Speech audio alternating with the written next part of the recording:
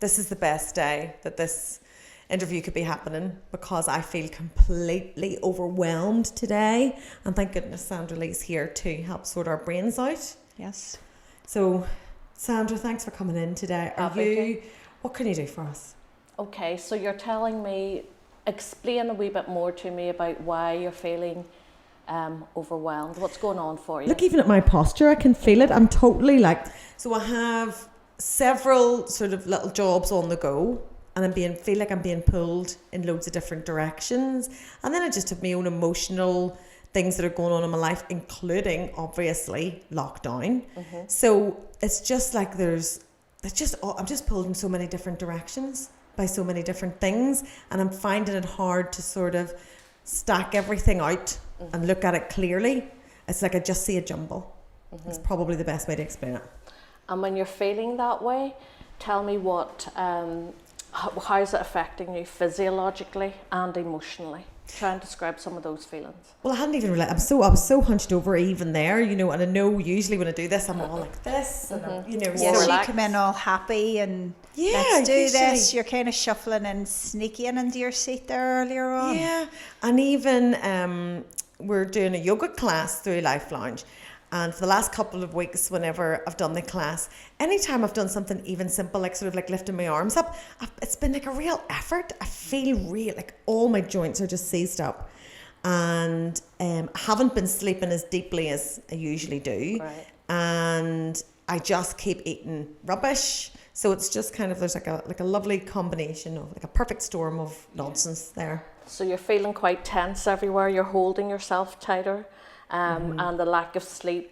Are you ruminating? Are you overthinking at night? Are you playing things over in your mind? All kinds of terrible situations, all kinds of things that could go wrong, catastrophizing, about things that are my favourite thing to do, my least favourite thing to do, but the sort of time I spent most on.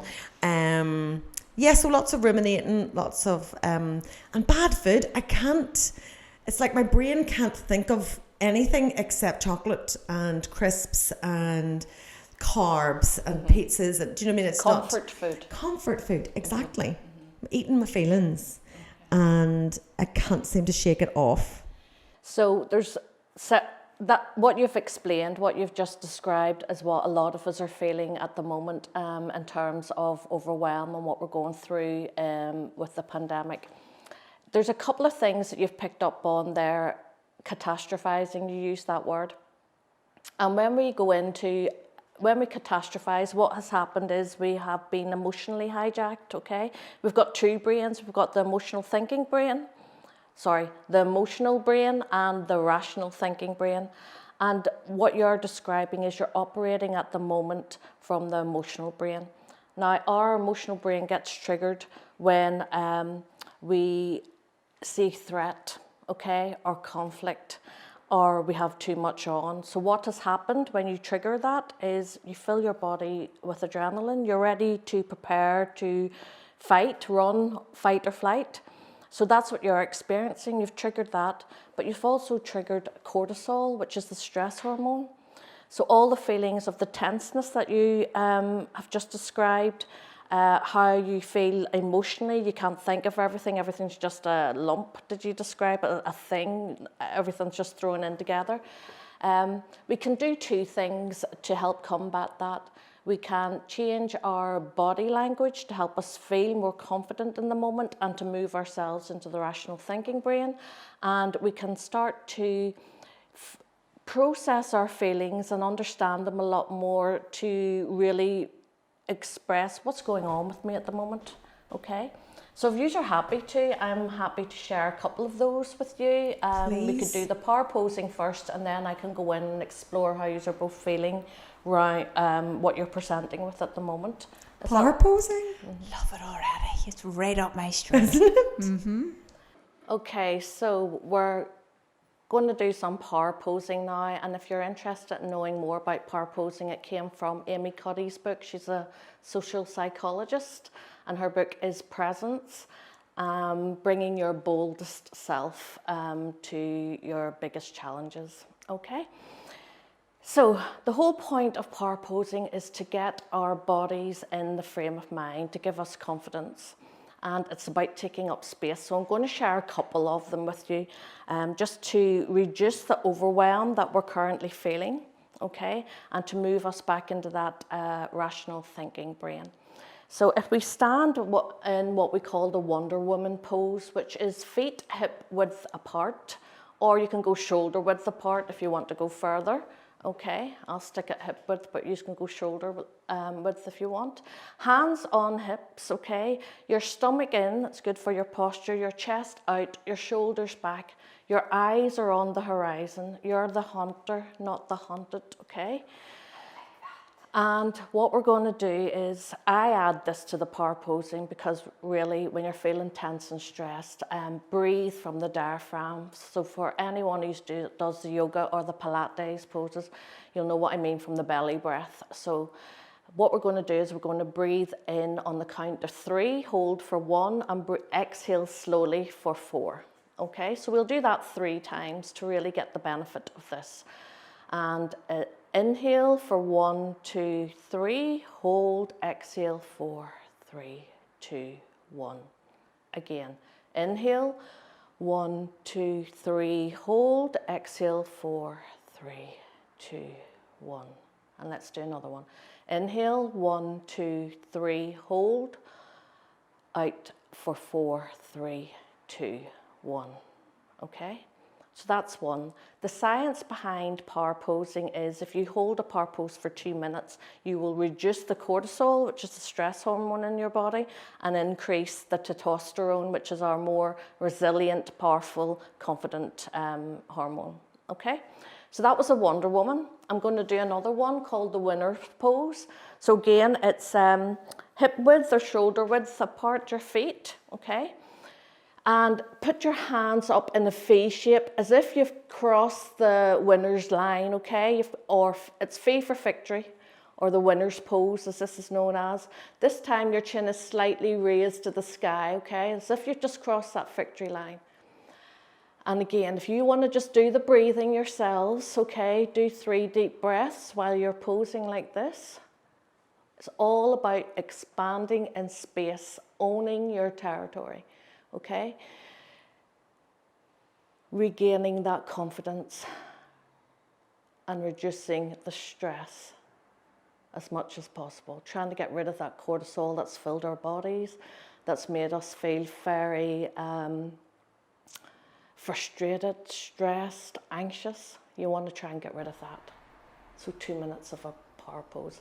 How are you starting to feel now, ladies? Where are you feeling the stress releasing from or reducing from? From my core. Right, so it's the core for you. What about you, Ciara? Just feeling powerful. Okay. I feel it reduced. I was tense in the neck and the shoulders, okay? When I feel overwhelmed, that's where I carry it. And doing that and the breathing really helps, okay? When I'm nervous going into any situation, you make yourself bigger, you talk louder, you take bigger strides, okay, to overcome it. So you use your body language to overcome the anxiety that you might be feeling. I'm going to share one more that you might like, and you can either use the back of a chair or the table, but it's known as the CEO, and that's where you just lean forward, okay? And again, it's about impact, and it's about influence, and it's about being powerful and owning your space. That's the CEO. That's a good one as a trainer. Feet like that. Yeah, you can do that if you want. When I'm in the training room, and there's tables, that's what I would do. I would lean over. Didn't realise till much later that was a power pose.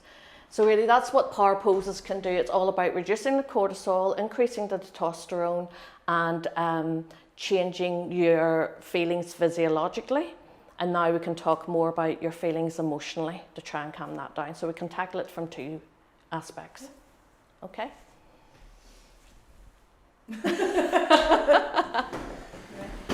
Okay, so we're going to tackle the feelings piece now, okay, the emotions. And I asked you to explain earlier a wee bit about how you were feeling. You talked about the anxiety, the overwhelm, the catastrophizing, the overthinking.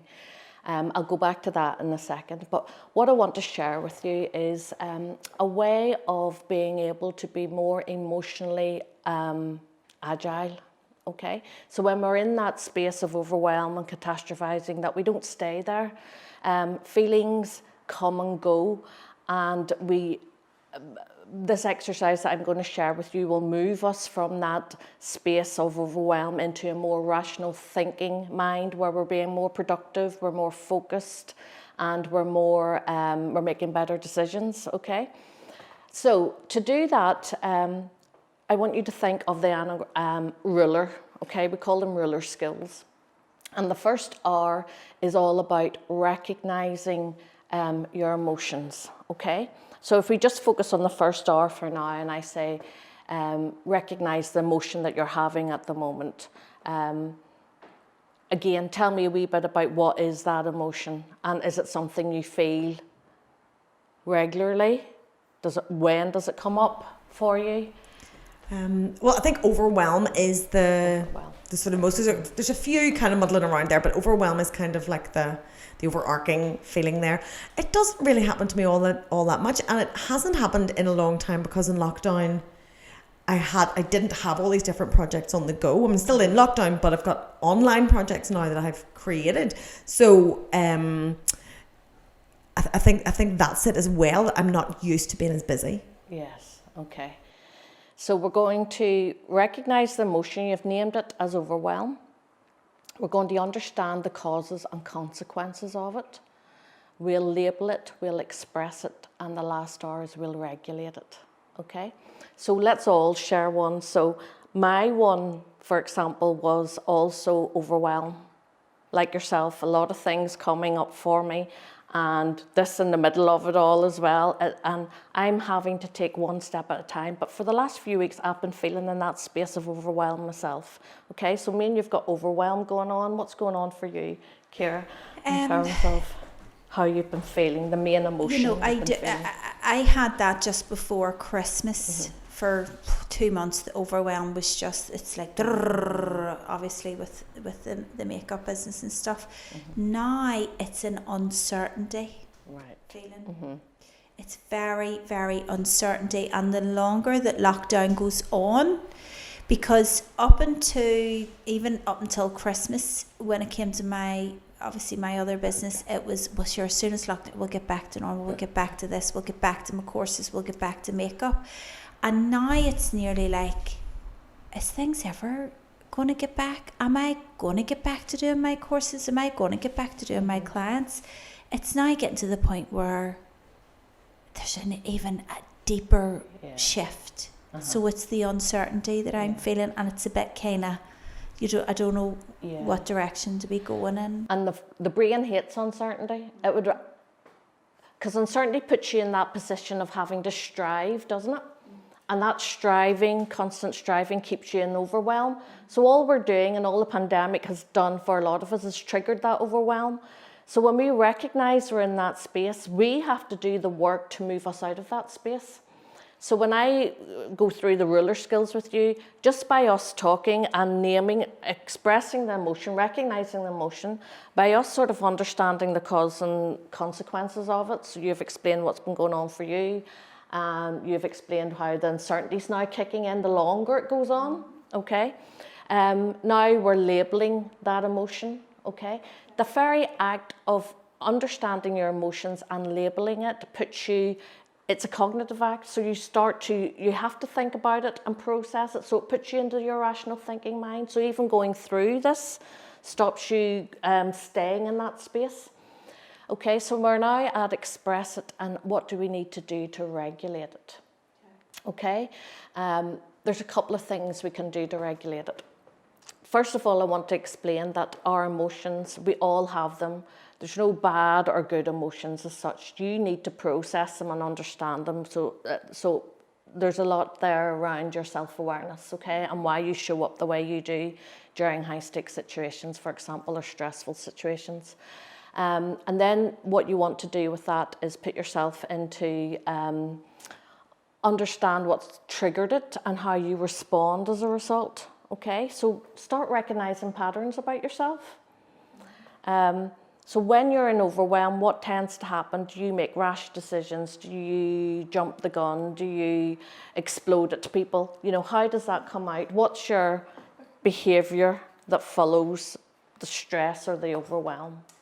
Let me ask you then, Ciara, because you're... Yeah, I know looking at Cate, she goes into shutdown, boom, shutdown. I go through the explode, and then after the explode, I go into shutdown. Yeah, I get very irritable. Yeah, irritability. So I'm like you, I go straight to irritability, frustration. And yes, I've recognised what you've recognised, and Cate, you just go into, I'm shutting down, I'm closing off. No more information, please. That's what I'm like. That's it. The shutters are down. It's like that gif of Homer reversing back through the hedge. That's me. I'm like, no, that's it. Enough. Yeah, that's it. Sometimes I just need no input or no output. Yeah. Up here somewhere. Yeah. And now I want you to think, what is the challenge your self-talk? What's the limiting belief underneath all that that's showing up? Because when we're hijacked, when we're triggered, there's a limiting belief beneath it. Yeah? Do you get what I'm saying? Okay. Yeah, you doubt. It's the doubt, the self-doubt. You know, I know with me, it's like, Jesus, what if I don't get my business back? What if it's the self-doubt kicks in. You know, I just literally lost, it's like, what else could I do? What else can I do? And then what I wanted to ask you as well, because I know I've talked to a lot of people about this. So obviously we have all had to diversify our businesses and our lives, right? But what I'm finding is, it's like I should be doing so much more. I should be doing so much more online. I should be on Facebook and social media and Instagram, and I should be doing all this with my makeup business, and I'm not. So then I'm feeling like a failure. Yeah. And then this is then compounding, and I'm going, I'm not doing enough. I'm lazy. And then people are coming going, you should do this, Ciara, you should do that. But I'm in this negative vibration where I can't be creative or have the motivation to get all what I know should be done. So I'm like going, I need to do all this. I can't be bothered because I'm low. And that can't be bothered, but is that the anxiety has been triggered, and probably underneath your self-limiting belief, that doubt that you said you have, is this... There's probably something there around, am I good enough? Will I be able to survive this? Can I diversify, right? Now, when we have that in us, it's one I recognise in myself, it's that, are we good enough to survive this? And underneath it is that fear. So it comes out in two ways. For me, it came out in complete productivity, did everything, went to every webinar, came up with everything, every possible training program. It was just producing like a headless chicken. I didn't care what it was. I was just trying producing. to be productive. Yeah, right. To be productive, because that's what it triggered in me this time last year. For you, it's that striving piece. It's like, why bother? I don't know what's okay. So it can hit you both ways. The whole procrastination piece that you're explaining to me, it's you know, you're in that overwhelm, so it's why bother? I can't be bothered, okay? So it's taking back control and saying to yourselves, when we put ourselves in that rational thinking mind, we can start to go, what do I need to do? What do I want to do? But when you're in that overwhelmed place, you're not thinking straight. We can't be thinking straight. We're more pessimistic. We have a narrow field of view. Okay, we are in catastrophize mode, so there's no productivity. The productivity comes when we can move to that rational thinking brain. So now you're going to, when I get you there, you start to be more productive, you start to get focused. The world's your oyster then, okay, and you have choices. So it's moving you from the fear zone, okay, to the learning. What can I control in this pandemic? What can't I control? To the growth zone, which is what's my purpose. So what helped me, Ciara, was when I went into that whole hijack, emotional hijack, overwhelm kicked in. This time last year, I was just putting my hand to anything I could think of. Then I thought, remind myself of my purpose. Okay, I started practicing what I preach, and my purpose was to maximise people's full potential, okay, to help people maximise their potential. So I started offering the coaching, the mentoring, going out there, not necessarily getting paid for it or looking paid, just knowing that I was fulfilling my purpose. So that gave me a reason to get up again. Now, if you think about it, you used to have done the same thing. You have set up this Life Lounge, okay, the app, and you have reminded yourselves of what your purpose was.